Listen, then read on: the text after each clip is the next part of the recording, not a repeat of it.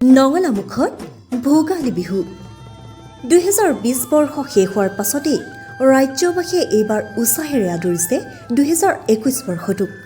দুচকুত সপোন নৱবৰ্ষই কঢ়িয়াই আনিব শান্তি সমৃদ্ধিৰ বতৰা। ভোগালী বিহুক লৈ ৰাজ্যবাসীৰ গাত উৎসাহ উদ্দীপনা, কত আশা, সকলোৱে মিলি এসাঁজ হেঁপাহেৰে খোৱাৰ। ৰাজ্যৰ ভিন্ন প্ৰান্তত ভিন্ন প্ৰস্তুতি।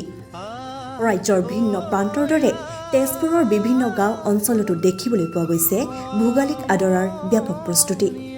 তেজপুৰৰ বেজৰ চুবুৰী গাঁৱৰ কনিষ্ঠজনৰ পৰা জ্যেষ্ঠজনলৈ মহিলা পুৰুষ সকলোৱে ফূৰ্তিৰে আদৰণি জনাবলৈ সাজু হৈছে চেনেহৰ ভোগালী বিহুটিক। ডেকাসকলে পথাৰত ভেলাঘৰ অথবা মেজি সজাৰ বিপৰীতে মহিলাসকলক দেখা গৈছে বিহুৰ পিঠাপনা জা জলপান আদি বনোৱাত ব্যস্ত হোৱা। কোনোৱে আকৌ আনন্দতে জুৰিছে এফাকি বিহু নামত।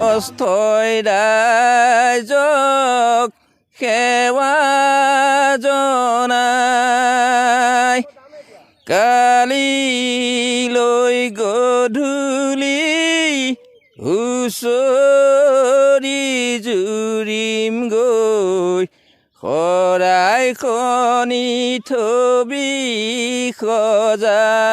এইবাৰ আমাৰ বিহু প্ৰস্তুতি মানে আমি বিহু ঘৰ মেজি ঘৰ বনাইছোঁৱেই।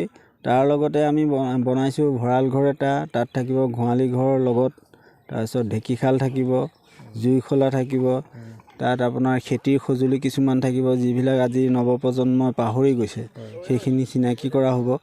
ধৰক আজিকালিতো ট্ৰেক্টৰ পাৱাৰ টিলাৰ এইবিলাক দিয়ে হাল বায়, গৰু হাল নাবায়েই।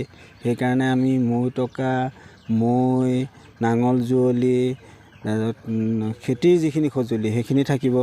তাৰ উপৰিও কিছুমান অচিনাকি ধৰক এতিয়া পল, তাৰপাছত জাল, জাকৈ, এইখিনি বস্তু মানে নৱপ্ৰজন্মক চিনাকি কৰাবৰ কাৰণে সেইখিনি ৰাখিম। আপোনালোক কিমান পুৰণা এই বিহু? এই বিহু আপোনাৰ এতিয়া ৫-১৫ বছৰ ধৰি লোৱা হৈছে আমি। এইবাৰ ৫-১৫। মুঠৰ ওপৰত অসমীয়াৰ হেঁপাহৰ উৎসৱ দিকনো কোনে এৰিব পাৰে? News desk, জনপ্ৰতিধ্বনি।